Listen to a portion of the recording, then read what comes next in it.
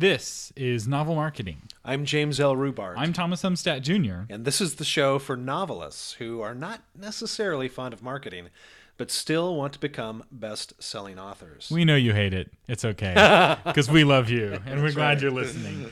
In this episode, we're going to be talking about writing conferences. Now, I know a lot of you are independent published authors, and you're like, I don't need a writer's conference. But the reality is that if you are wanting to get published through a traditional publisher, if you're not wanting to put up the money yourself and you want access to bookstores, and you don't have connections already in the industry, writing conferences are one of the best places, not just to meet editors and agents, but also other writers who can help mentor you in your path to success. So we are going to tell you what not to do at writers' conferences. What not to do, yeah. We're going to tell you what not to do, and then we're going to tell you how to do it correctly. Because all of the things we're going to describe not to do, we have seen this done. Not once, not twice, many, many, many times. And some of us may have done some of those things ourselves. Yes, indeed. And also, even if you're an indie published author, there are still principles embedded in here that you'll be able to use in other parts of your marketing. That's right. So, for those of you not familiar, Writers' Conference typically consists of multiple elements. The first is that there are classes to go to. And so we're not going to be talking about the classes part of it, but I would say one of the biggest mistakes I see a lot of beginning authors go to is they don't go to any of the classes. They're like, my book is perfect, and I'm here to pitch editors and agents, and they're not in any of the classes. And they spend hundreds of dollars, sometimes thousands of dollars, to then not learn. Right, exactly. And back to our Marketing 101 philosophy that your book is your best advertising tool. So learn the craft, go to the classes, learn these things that you need to. Because if you can't write, none of these other things are going to help. But we're not going to talk about writing in this episode. This isn't the novel writing podcast. This is the novel marketing podcast. So we're going to be talking about everything around your book. So we're going to assume that your book is really good. Now, I realize this is kind of a big assumption because everyone is born bad at writing. And so you have to get through the bad writing before you can get to the good writing. But all right, so one thing I've heard, Jim, is that you need a one sheet. Yeah, and some people say you don't need a one sheet. I am a fan of a one sheet, and a one sheet is nothing. Don't let the term scare you or go, I don't know how to do that. I don't know what it is. A one sheet is essentially one sheet of paper that describes who you are. It describes what your project is, real briefly describes what the project is about, and has your contact information on there. So essentially it's something you can hand, especially people who maybe are a little more nervous about meeting with an editor or an agent, that you can hand them this and go, now you kind of get a feel for who I am. It's a single piece of paper that summarizes your entire life and worth in the world. Yes. So no pressure. Using 50 words or less. Okay, so basically I just, get on Microsoft Word and print out a couple pages and get a nice, really pretty photo of myself, from 10 or 15 years ago when I wasn't quite so ugly as I am now.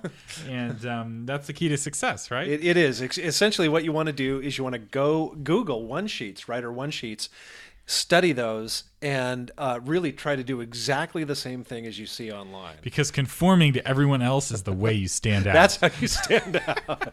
No, Wait a minute. That's exactly what is done and should not be done. In other words, people do that. They go, one sheet. I got to educate myself. Okay, now I know what a one sheet is. And then they copy what they see online. The problem is what? Why do we need you if we can have that other guy? That's right. You do not distinguish yourself. And if you've learned one thing, Thomas and I are big about distinguish yourself. Do something that's going to make you stand out. So what you see everyone else doing, don't do. You don't want to do that. Now, there are ways of distinguishing yourself that make you look really bad. So yes. We're not saying spray perfume on your one sheet so that it suddenly smells better than all the other people's one sheets. So you want to find ways of setting your one sheet apart in ways that still make you look like a professional, the kind of person they would want to work with. Absolutely, but get creative. And if you have to, if you know somebody that's into graphic design, have them help you with this, because this can make a big difference. The other thing is I see people who try to be copywriters, and essentially a one sheet, you need a copywriter to do it well, and they try to do that themselves.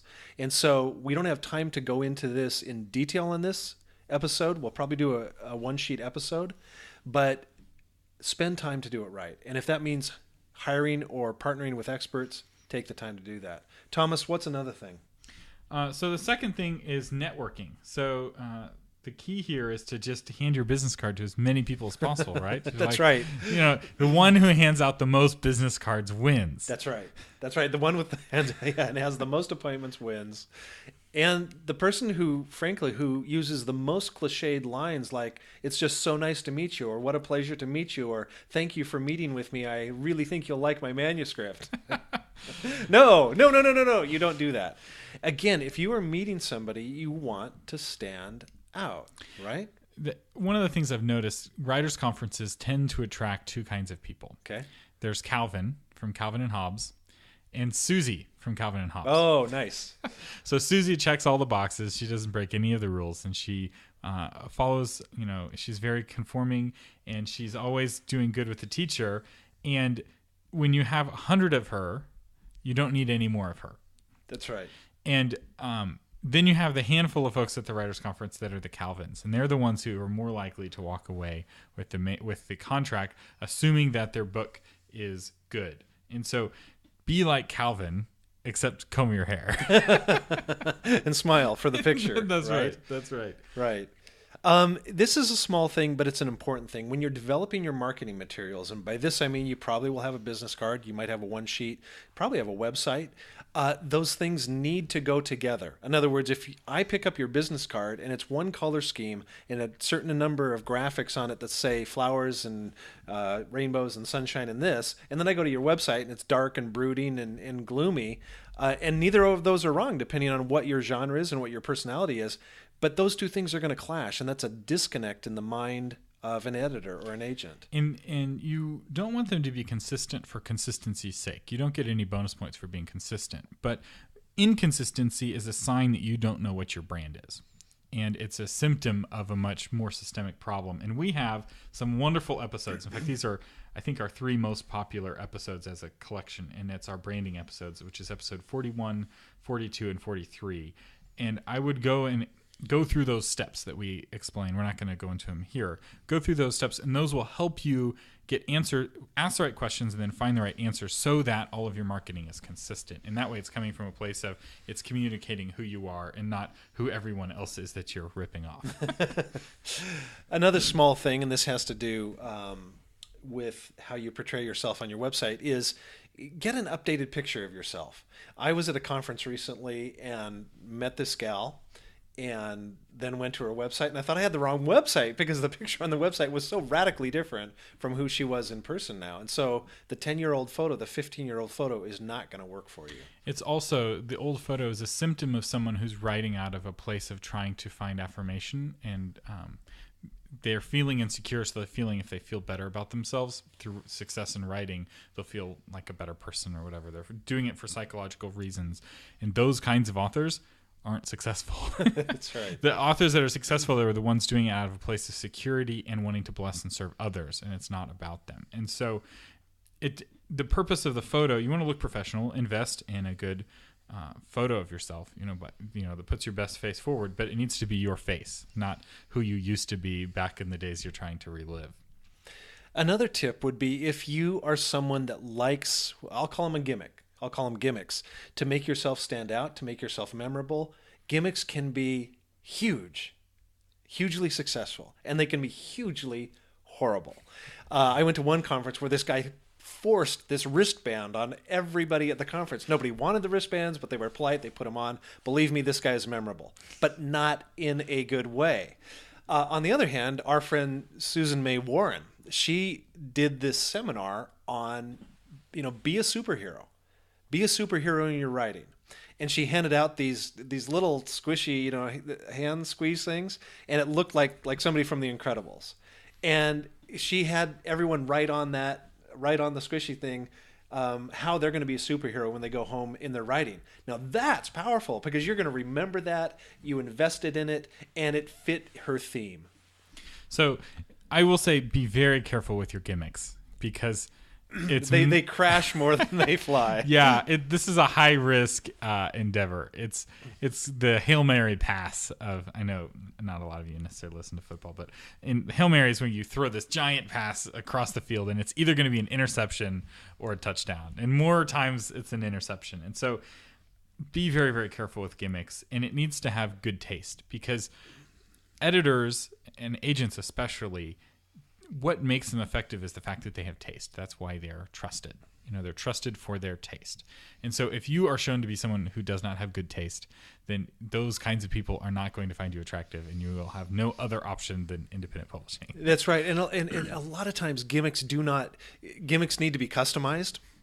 They cannot be, one size does not fit all. I'll give you an example. I sat down, this is in 2007, so before I was published, before I had any kind of contracts, and I sat down with an editor, and we started talking about Alias Smith and Jones, this TV show from the 60s. And we found out that we both loved the show. Well, when I got home, I went on Amazon, I bought a DVD of Alias Smith and Jones, and I mailed it to this editor. That was a huge, huge, huge win, and she ended up becoming my executive editor a few years later. So that, in a sense, was a gimmick, but in another sense, it was not at all, because I knew this would win with her. And it was based off of a real-life interaction. Yes. That you had, and it was done as something a friend would do, not as like a panting, Correct. Desperate, nervous fanatic. Let's talk about editor and agent appointments, because this is, like you said, Thomas, a lot of people will go to the conference, and this is why they've gone. So the key in the editor and agent appointment is to just talk as fast as you can so you can get as much of your messaging through as possible, and you never let them get a word in edgewise, right? Well, kind of. You want to give them 1 minute at the end of the 15-minute appointment. Enough time to say, yes, I want to buy your book. That's right. Yeah. Oh, no. So the key to success here with interacting with agents is you need to be asking questions. You need to approach it like a learner, get them talking. Probably the most useful question I've found talking with agents and editors is, what kind of writing are you looking for? Because you can save yourselves both a lot of time if they're not looking for your kind of writing, or if you have 2 or 3 different stories and they're only looking for the kind that one of them fits. Well, that one question just saved you 10 minutes of pitching things they wouldn't be interested in, and you get them into the habit of saying yes rather than no. And if you're in that appointment and you ask a question and you realize you are not a fit for the agent or the editor, and vice versa, use the rest of your 15 minutes, but talk to them as if they are an expert, because they are an expert.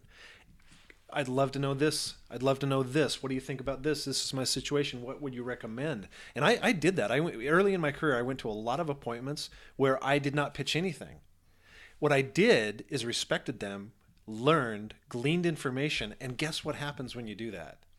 Those people like you, and they will recommend you, and you'll start to build relationships that extend beyond that 15-minute appointment. Our friend Randy Ingermanson, I love that he says, when you go to a conference, do not think contracts. Think contacts. Start to build that network like you would in any other business. Start to build relationships, and that often is the biggest dividend. That's absolutely right. You need to realize that them giving you these 15 minutes is them giving you a gift. Some of these editors and agents and other professionals charge $200 or $300 an hour. So this 15-minute appointment is a $20, $30, $40, $50 gift. And that's a wonderful opportunity to get their feedback on how your writing could be better. To hire them as an editor, as a freelance editor, would be real expensive, but they're giving it to you for free, so you don't want to squander that time. So, Jim, does this actually work? Like, do people actually go to conferences and get contracts? It does. It does happen. And I'll tell it, not a contract, but I got a job at one of my early conferences where I sat down with an editor, and he said, do you have a sample of your writing? So we sit down. Within 15 seconds, he says, do you have a sample of your writing? I said, yes, I do. I handed it to him. I sat there for the next 2 minutes saying nothing. He was saying nothing because he was reading my sample. He hands it back to me and he goes, okay, you can write. We're going to give you a job. Here's the here's my card. We'll be emailing you. And I did get a contract for a job. The whole 15-minute appointment took 2 minutes and 45 seconds. So I guess the point of that is it always comes back ultimately to the writing. That's right. And this isn't the writing podcast, but you really do need to invest in your writing, especially for those of you who are writing fiction, because everything rises and falls on that. As we say over and over again, good marketing helps bad writing fail faster.